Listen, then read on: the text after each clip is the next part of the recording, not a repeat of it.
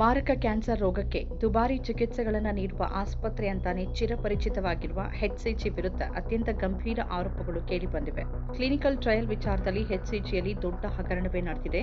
ಈ ಪ್ರಕ್ರಿಯೆಯಲ್ಲಿ ಹಲವು ಜೀವಗಳಿಗೆ ಹಾನಿಯಾಗಿರುವ ಅತ್ಯಂತ ಗಂಭೀರ ಆರೋಪ ಎಚ್ಸಿಜಿ ವಿರುದ್ಧ ಬಂದಿದೆ. ಈ ಬಗ್ಗೆ ಆಸ್ಪತ್ರೆಯ ನೈತಿಕ ಸಮಿತಿಯ ಮುಖ್ಯಸ್ಥರೇ ಕಳವಳ ವ್ಯಕ್ತಪಡಿಸಿ ತಮ್ಮ ಸ್ಥಾನಕ್ಕೂ ರಾಜೀನಾಮೆ ನೀಡಿ ಸರ್ಕಾರದ ಸಂಸ್ಥೆಗಳಿಗೆ ಈ ಬಗ್ಗೆ ಪತ್ರ ಬರೆದಿದ್ದಾರೆ. ಕ್ಲಿನಿಕಲ್ ಟ್ರಯಲ್ ಅಂದ್ರೆ ಯಾವುದಾದ್ರೂ ಕಾಯಿಲೆಗೆ ಬಂದಿರುವ ಹೊಸ ಚಿಕಿತ್ಸೆ ಅಥವಾ ಸಂಶೋಧನೆಯನ್ನ ತಮ್ಮ ಮೇಲೆ ನಡೆಸೋಕೆ ಜನ ಒಪ್ಪಿಗೆ ನೀಡಿ ಅದರಲ್ಲಿ ಭಾಗಿಯಾಗೋದು. ಆದರೆ ಇದಕ್ಕೆ ಸಂಬಂಧಿಸಿ ಅತ್ಯಂತ ಕಠಿಣ ನೀತಿ ನಿಯಮಗಳಿವೆ. ರಾಜ್ಯದ ಪ್ರತಿಷ್ಠಿತ ಕ್ಯಾನ್ಸರ್ ಆಸ್ಪತ್ರೆ health care global enterprises limited HCG ವಿರುದ್ಧ ಅತ್ಯಂತ ಗಂಭೀರ ಆರೋಪ ಕೇಳಿಬಂದಿದೆ. ಕ್ಲಿನಿಕಲ್ ಟ್ರಯಲ್ ಚಟುವಟಿಕೆಗಳಲ್ಲಿ ಈ ಆಸ್ಪತ್ರೆ ಹಗರಣ ರೀತಿಯ ನೀತಿ ಬಾಹಿರ ಕೃತ್ಯಗಳಲ್ಲಿ ತೊಡಗಿದೆ ಅಂತ ಅದರ ನೈತಿಕ ಸಮಿತಿಯ ಮುಖ್ಯಸ್ಥ ನಿವೃತ್ತ ನ್ಯಾಯಮೂರ್ತಿ ಪಿ ಕೃಷ್ಣ ಭಟ್ ಅವರೇ ಗಂಭೀರ ಆರೋಪ ಮಾಡಿದ್ದಾರೆ. ಕ್ಲಿನಿಕಲ್ ಟ್ರಯಲ್ ನಿರ್ವಹಣೆ ಹಾಗೂ ಅದರಲ್ಲಿ ಕ್ಲಿನಿಕಲ್ ಟ್ರಯಲ್ಸ್ ನಿರ್ದೇಶಕ ಡಾಕ್ಟರ್ ಸತೀಶ್ ಪಾತ್ರದ ಬಗ್ಗೆ ಗಂಭೀರ ಕಳವಳ ವ್ಯಕ್ತಪಡಿಸಿ ಎಚ್ಸಿಜಿ ಆಡಳಿತ ಮಂಡಳಿಗೆ ನ್ಯಾಯಮೂರ್ತಿ ಪಿ ಕೃಷ್ಣ ಭಟ್ ಪತ್ರ ಬರೆದು ಎಚ್ಚರಿಕೆ ನೀಡಿದ್ರು. ಆದರೆ ಆಸ್ಪತ್ರೆಯಲ್ಲಿ ಆ ವಿಚಾರವನ್ನೇ ಮುಚ್ಚಿ ಹಾಕುವ ಪ್ರಯತ್ನ ನಡೆದಿದೆ ಅಂತ ಹೇಳಲಾಗಿದೆ.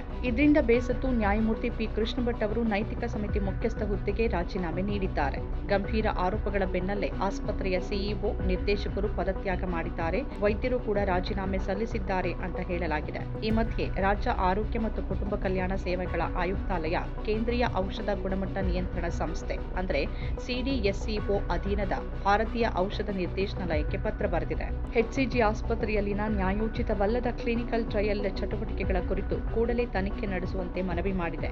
ಈ ಬೆಳವಣಿಗೆಗಳಿಗೆ ವಿಚಿತ್ರ ತಿರುವೊಂದು ಸಿಕ್ಕಿದೆ. ಎಚ್ಸಿಜಿ ಆಸ್ಪತ್ರೆಯ ಕಾರ್ಯನಿರ್ವಾಹಕ ಅಧ್ಯಕ್ಷರಾಗಿರುವ ಡಾಕ್ಟರ್ ಬಸವಲಿಂಗ ಎಸ್ ಅಜಯ್ ಕುಮಾರ್ ಅಮೆರಿಕದಲ್ಲಿದ್ದಾಗ ವೃತ್ತಿಪರ ಅಸಮರ್ಥತೆಯ ಆರೋಪವನ್ನು ಎದುರಿಸಿದ್ರು. ಬಳಿಕ ತಮ್ಮ ವೈದ್ಯಕೀಯ ಪರವಾನಗಿಯನ್ನೇ ಮರಳಿಸಿ ಸೆಟಲ್ಮೆಂಟ್ ಮಾಡಿಕೊಂಡಿದ್ರು ಅಂತ ವರದಿಗಳು ತಿಳಿಸಿವೆ. ನ್ಯಾಯಮೂರ್ತಿ ಪಿ ಕೃಷ್ಣ ಭಟ್ ಅವರ ಪ್ರಕಾರ ಡಾಕ್ಟರ್ ಸತೀಶ್ ಅವರು ಆಸ್ಪತ್ರೆಯಲ್ಲಿ 2 ಹುದ್ದೆಗಳನ್ನು ನಿರ್ವಹಿಸ್ತಾ ಇದ್ರು. ಕ್ಲಿನಿಕಲ್ ಟ್ರಯಲ್ಗಳ ಹಣಕಾಸು ಸಾಧನೆಯ ಮೇಲುಸ್ತುವಾರಿ ಜೊತೆಗೆ ಕ್ಲಿನಿಕಲ್ ಟ್ರಯಲ್ನ ಪ್ರಧಾನ ತನಿಖಾಧಿಕಾರಿಯಾಗಿ 15ರಿಂದ 20 ಪ್ರಕರಣ ನಿರ್ವಹಿಸಿದ್ರು. ಇದು ಹಿತಾಸಕ್ತಿಯ ಸಂಘರ್ಷ ಅಂತ ನ್ಯಾಯಮೂರ್ತಿ ಭಟ್ ಅವರು ವಾದಿಸಿದ್ರು. ಹಣಕಾಸು ಪ್ರೋತ್ಸಾಹ ಕ್ಲಿನಿಕಲ್ ನಿರ್ಧಾರದ ಮೇಲೆ ಪ್ರಭಾವ ಬೀರಬಹುದು ಹಾಗೂ ಕ್ಲಿನಿಕಲ್ ಟ್ರಯಲ್ನ ಲಾಭ ಹೆಚ್ಚಿಸುವ ಸಲುವಾಗಿ ರೋಗಿಗಳ ಸೇರ್ಪಡೆ ವೇಳೆ ವಿನಾಯಿತಿ ನೀಡೋದ್ರಿಂದ ರೋಗಿಗಳ ಸುರಕ್ಷತೆಯಲ್ಲೇ ರಾಜಿಯಾಗಬಹುದು ಅನ್ನೋದು ನ್ಯಾಯಮೂರ್ತಿ ಭಟ್ ಅವರ ಆತಂಕ ಆಗಿತ್ತು. ಕ್ಲಿನಿಕಲ್ ಟ್ರಯಲ್ ವೇಳೆ ಸಂಭವಿಸುವ ರೋಗಿಗಳ ಸಾವನ್ನ ವರದಿ ಮಾಡುವ ವಿಚಾರದಲ್ಲಿ ಮಾರ್ಗಸೂಚಿಗಳಿಗೆ ಆಸ್ಪತ್ರೆ ಬದ್ಧವಾಗಿಲ್ಲ.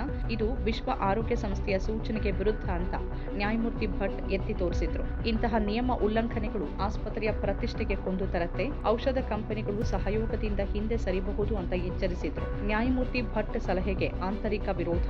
ಈ ಸಂಬಂಧ ಆಸ್ಪತ್ರೆಯ ಸಿಇಒ ರಾಜ್ ಕೋರೆ ಅವರನ್ನ 8 ತಿಂಗಳ ಹಿಂದೆ ಖುದ್ದು ಭೇಟಿಯಾಗಿ ನ್ಯಾಯಮೂರ್ತಿ ಭಟ್ ವಿವರಿಸಿದ್ರು. ಆದರೆ ಆಸ್ಪತ್ರೆ ಯಾವುದೇ ಕ್ರಮ ಕೈಗೊಂಡಿರಲಿಲ್ಲ ಅಂತ ನ್ಯಾಯಮೂರ್ತಿ ಭಟ್ ಹೇಳಿದ್ರು.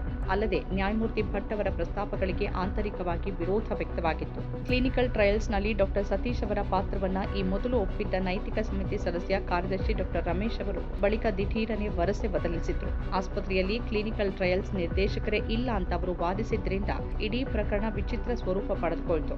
ಇದು ವಿಷಯವನ್ನ ಮುಚ್ಚಾಕುವ ಆಸ್ಪತ್ರೆಯ ಯತ್ನ ಅಂತ ಬಿಂಬಿತವಾಯಿತು. ನ್ಯಾಯಮೂರ್ತಿ ಭಟ್ ಅವರ ಗಂಭೀರ ವರದಿ ಬೆನ್ನಲ್ಲೇ ಆಸ್ಪತ್ರೆಯ ಉನ್ನತ ಆಡಳಿತ ಮಂಡಳಿಯಲ್ಲಿ ಕಂಪನ ಆಯಿತು. ಸಿಇಒ ರಾಜ್ ಕೋರೆ ಹಾಗೂ ವೈದ್ಯಕೀಯ ವ್ಯವಹಾರಗಳ ನಿರ್ದೇಶಕ ಡಾಕ್ಟರ್ ಹರೀಶ್ ರೆಡ್ಡಿ ಇಬ್ಬರೂ ರಾಜೀನಾಮೆ ನೀಡಿದ್ದಾರೆ ಅಂತ ಹೇಳಲಾಗಿದೆ. ಈ ವಿವಾದಗಳ ಹಿನ್ನೆಲೆಯಲ್ಲಿ ಬದಲಾವಣೆ ತರಲು ಆಗ್ತಿಲ್ಲ ಅಂತ ಅಸಹಾಯಕತೆ ವ್ಯಕ್ತಪಡಿಸಿ ನೈತಿಕ ಸಮಿತಿ ಮುಖ್ಯಸ್ಥ ಸ್ಥಾನವನ್ನ ನ್ಯಾಯಮೂರ್ತಿ ಭಟ್ ಕೂಡ ತ್ಯಜಿಸಿದ್ದಾರೆ.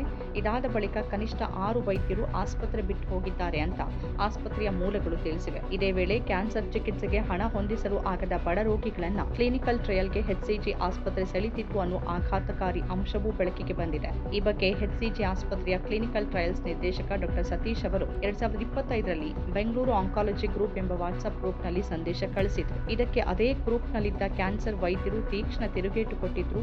ವೈದ್ಯರ ತಪರಾಕಿ ಬಳಿಕ ಡಾಕ್ಟರ್ ಸತೀಶ್ ಅವರು ಕ್ಷಮೆ ಕೇಳಿದ್ರು. ಈ ಬಗ್ಗೆ ಆರೋಗ್ಯ ಸಚಿವ ದಿನೇಶ್ ಗುಂಡೂರಾವ್ ಪ್ರತಿಕ್ರಿಯಿಸಿದ್ದು, ಇದೊಂದು ಗಂಭೀರ ವಿಚಾರ.